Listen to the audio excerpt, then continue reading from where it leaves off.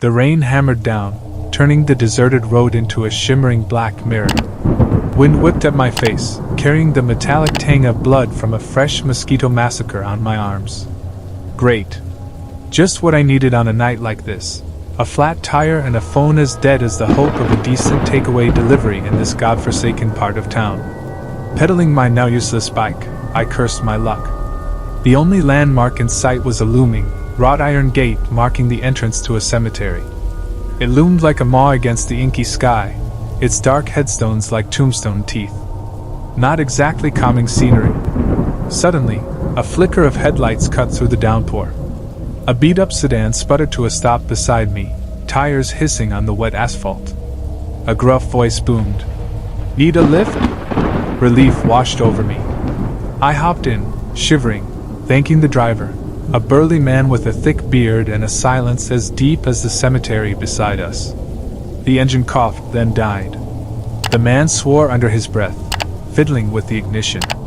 Outside, the rain intensified, drumming a relentless tattoo on the roof. Lightning flashed, momentarily illuminating the graveyard, revealing a single crooked headstone tilted at an unnatural angle. Then, the darkness swallowed it whole again. A sound pierced the downpour, a soft, rhythmic scrape. It came from the cemetery, somewhere beyond the tilted headstone. A shiver ran down my spine. "Did you hear that?" I asked, my voice barely a whisper. The driver grunted, still wrestling with the engine. "Just the wind messing with something." But the sound came again, closer this time, a scraping like fingernails on stone. My heart hammered against my ribs. "Maybe we should just wait until the rain stops."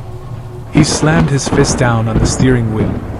"Look, pal, I'm not leaving you here in the middle of nowhere. That thing starts, or we push."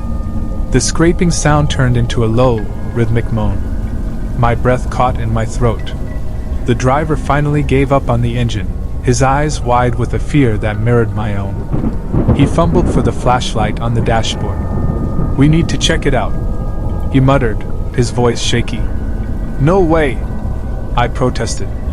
"It's probably just some animal." But before I could argue further, he was out of the car, flashlight beam cutting a pale swathe through the rain. I couldn't see what he was looking at, but his choked gasp sent a wave of terror crashing over me. He stumbled back, the light falling on him, revealing a horrifying sight on his face. Long, deep scratches clawed across his cheeks, oozing a sickly greenish pus. He started to scream, a sound that curdled my blood, then fell silent. Panic surged through me. I fumbled with the door handle, desperately trying to jam it shut. The moaning grew louder, closer. It sounded inhuman, filled with a chilling hunger. Then, a skeletal hand, dripping with dark earth, reached through the open window, its long, yellowed nails scraping against the metal. There was no time for fear. With a strength born purely of terror, I shoved the car into gear and slammed my foot on the gas. The engine roared to life as the car lurched forward, dragging the grasping hand a sickening distance on the asphalt before it finally tore free. I didn't look back. I didn't stop until I reached the first glimmer of civilization, the memory of that sound, that hand, forever etched into my mind. The scrape, scrape, scrape of something hungry, waiting for its next meal in the rain-drenched graveyard.